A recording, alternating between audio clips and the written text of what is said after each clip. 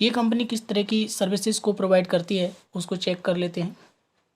Application services, blockchain, business process services, cognitive, cyber security, devops automation services, digital, enterprise automation, experience design, governance, risk and compliance, infrastructure services, modernisation, next generation data, allies at operations, product engineering, platforms and protocols, XAAP, cloud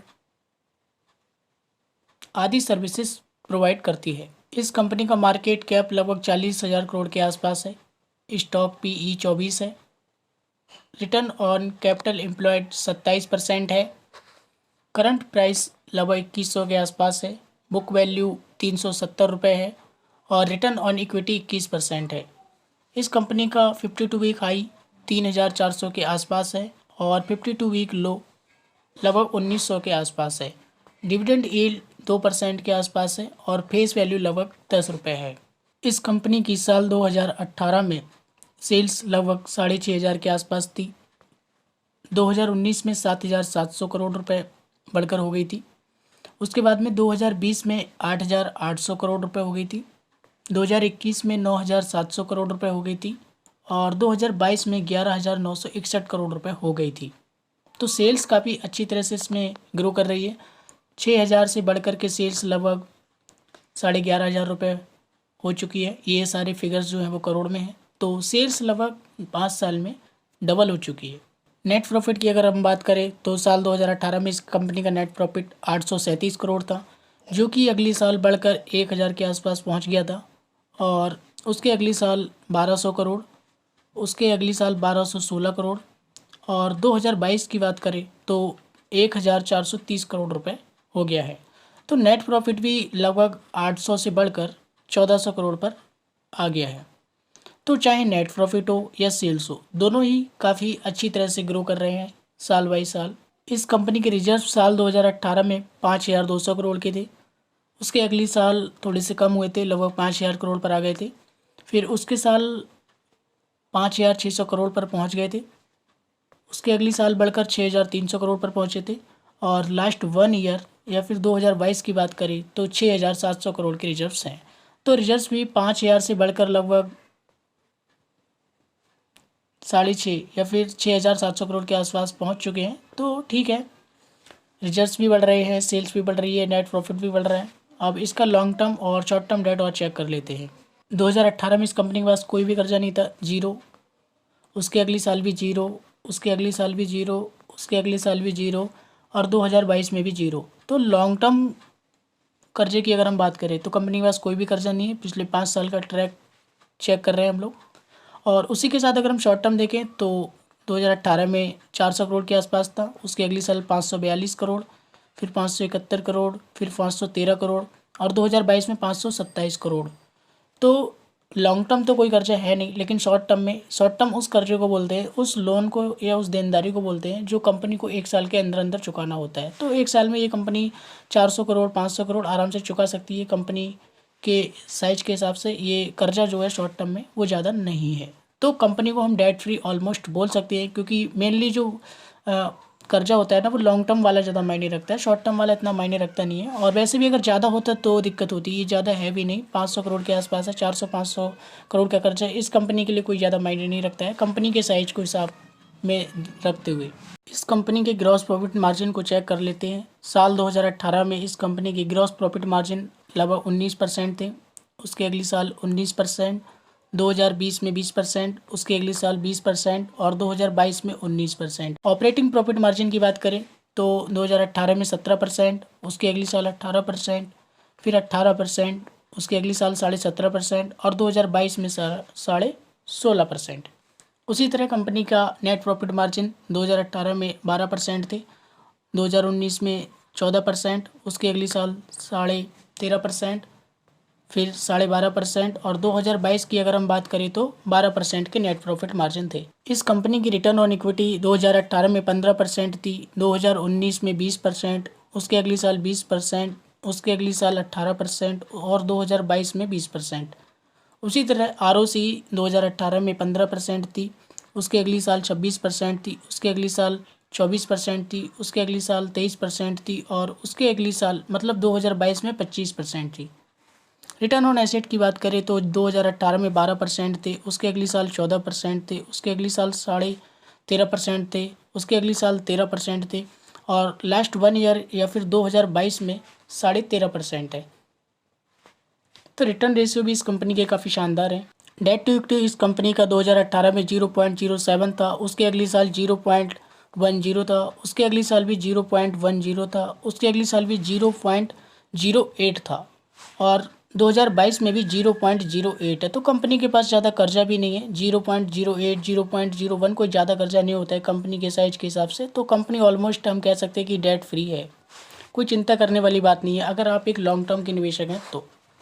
short term में तो कुछ भी हो सकता है, short term में market ऊपर भी जा सकती है और नीचे भी आ सकती है, उसकी कोई गारंटी नहीं है। लेकिन अगर आप लॉन्ग टर्म के निवेशक हैं तो आपको चिंता करने की कोई भी ज़रूरत नहीं है। उसी प्रकार 2018 में इस कंपनी का जो इंटरेस्ट कवरेज रेशियो था वो 88 का था, उसके अगली साल 82, उसके अगली साल 20, उसके अगली साल 26 और 2022 में 30। तो इंटरेस्ट कवरेज रेशियो भी काफ़ी शानदार है। किसी भी ईयर में ऐसा नहीं है कि हमें ज़्यादा टेंशन लेने की ज़रूरत पड़े, काफ़ी शानदार है। अब शेयर होल्डिंग पैटर्न की बात कर लेते हैं। तो प्रमोटर के पास 55.5% का माल है और एफआईज के पास 18% माल है, डीआईज के पास 20% माल है और पब्लिक के पास 6% स्टेक है। तो शेयर होल्डिंग पैटर्न भी काफ़ी शानदार है। अधिक से अधिक माल जो है वो बड़े बड़े निवेशक और प्रमोटर के पास ही है। इस कंपनी ने पिछले 1 महीने में 6.5% का रिटर्न बना करके दिया है।